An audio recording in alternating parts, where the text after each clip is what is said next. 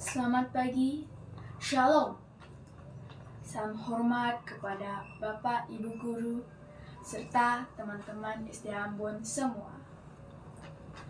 Pertama-tama, saya ingin mengucap syukur kepada Tuhan Yesus Kristus yang sudah menjaga, merawat kita sehingga kita telah berkumpul pada pagi hari ini untuk merayakan HUT Republik Indonesia yang ke-78 tahun. Hadirin yang saya hormati, merdeka. Merdeka adalah kebebasan dari perhambaan dan sebagainya. Kemerdekaan adalah sesuatu yang tidak mudah untuk dicapai. Membutuhkan banyak perjuangan dan pengorbanan untuk merebut hak kita untuk merdeka. Para pahlawan telah melewati berbagai rintangan yang berat untuk mendengar naskah proklamasi dibacakan.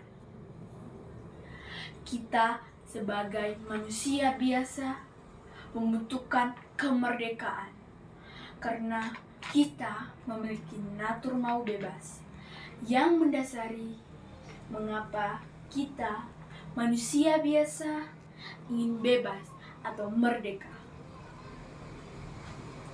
Kemerdekaan juga mendasari terjadinya pelayanan kasih yang membuat kita bebas dari dosa. Galatia 5 ayat 13. Kita juga sudah memegang kemerdekaan dari dulu sebagai ciptaannya yang istimewa. Kejadian 1 ayat 28. Hadirin yang saya kasihi, para pahlawan telah mengorbankan diri mereka untuk mencapai di puncak perjuangan kemerdekaan Indonesia. Perjalanannya tentu sulit, yang diawali oleh terbentuknya BPUPKI yang bertujuan untuk menyelidiki hal-hal yang dibutuhkan Indonesia untuk merdeka. BPUPKI mengadakan sidang perumusan dasar negara yang menghasilkan dasar negara yang kita kenal sekarang, yaitu Pancasila. Setelah BPUPKI dibentuklah BPKI yang bertujuan untuk menetap dan mengasah dasar negara kita, yaitu Pancasila. Selanjutnya terjadilah peristiwa di mana sekutu melempar bom di dua kota di Jepang, yaitu kota Hiroshima dan kota Nagasaki secara besar-besaran. Jepang pun menyerah kepada sekutu dan berharap bahwa berita ini tidak terdengar oleh rakyat Indonesia. Tetapi para golongan muda mendengar berita ini yang menyebabkan Soekarno-Hatta diculik dan dibawa ke Rengas Dengklok. Peristiwa ini bertujuan untuk melaksanakan proklamasi secepat-cepatnya. Akhirnya dibentuklah naskah proklamasi oleh Soekarno dan diketik oleh Said Timik. Akhirnya pada tanggal 17 Agustus 1945 di Jalan Pegangsaan Timur nomor 56, proklamasi pun pertama kali didengar. Hadirin yang saya muliakan, setelah kita melihat kembali perjuangan para pahlawan, pasti kita sadar betapa besar dampak positif dari kemerdekaan bagi negara kita. Proklamasi memiliki berbagai makna, seperti awal dari Negara Kesatuan Republik Indonesia atau singkatnya NKRI, puncak dari perjuangan kemerdekaan Indonesia. Indonesia telah merdeka dan telah berdaulat sehingga mereka wajib dihormati oleh negara-negara lain yang sudah merdeka. Hak dan kewajiban yang serasi.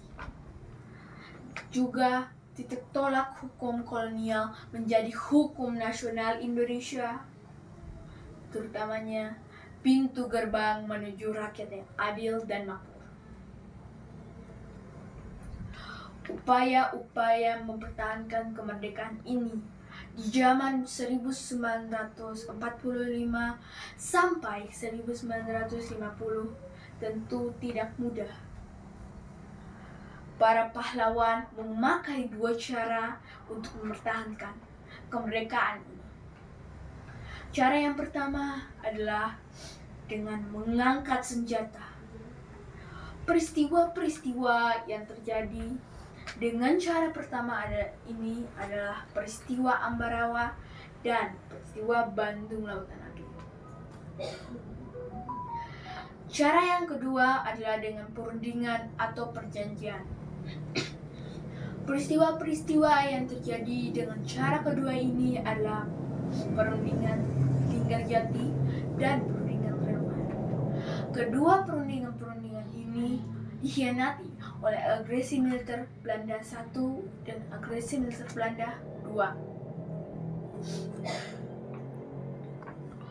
Beda dengan sekarang, kita untuk mempertahankan kemerdekaan ini bisa dengan mencintai tanah air kita, membina persatuan dan kesatuan, dan sebagainya. Kita pasti sudah lihat perbedaannya. Di zaman dulu mereka mempertahankan dengan berperang atau secara fisik. Tetapi sekarang dengan cara-cara lain selain berperang.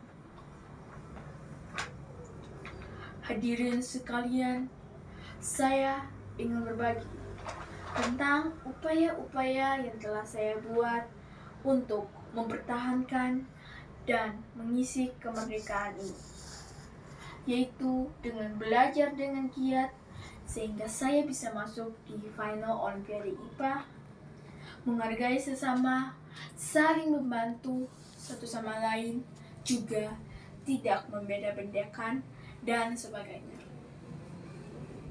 Kita melihat bagaimana pemerintah Indonesia mempertahankan dan mengisi kemerdekaan ini, seperti dengan membangun bangunan di desa dan tidak hanya fokus di membangun bangunan di kota-kota besar saja, memberikan bantuan sosial kepada orang-orang yang membutuhkan, memperluas lapangan pekerjaan agar masyarakat Indonesia tidak menganggur, dan memperluas sarana pendidikan bagi anak-anak yang tidak mampu. Hadirin yang saya muliakan, kita sebagai umat Allah yang percaya, yang merdeka di dalamnya, kita harus mengembangkan kesejahteraan kehidupan bangsa Indonesia ini. Ada berbagai cara untuk melakukannya, seperti dengan memberikan, berdoa, dan memberkati negara ini untuk Tuhan. Mika 6 ayat 8. Dan juga kita harus mencerminkan kasih Tuhan di kehidupan sehari-hari kita. Galatia 5 ayat 13.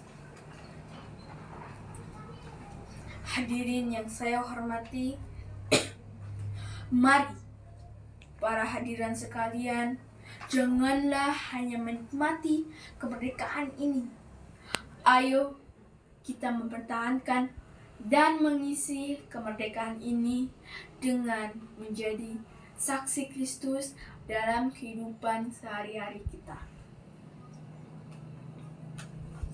Hadirin yang saya kasihi, melalui pidato ini saya ingin menyampaikan agar kita jangan hanya bersantai-santai dan menikmati hasil kerja keras para pahlawan, tetapi membantu mereka untuk mempertahankan dan mengisi kemerdekaan ini.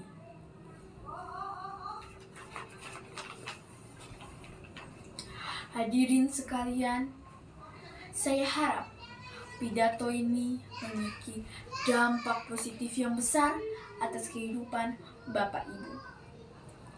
Atas kurang lebihnya, saya mohon maaf. Atas perhatian Bapak Ibu guru serta teman-teman SDA Ambon semua. Terima kasih, shalom, dan selamat pagi.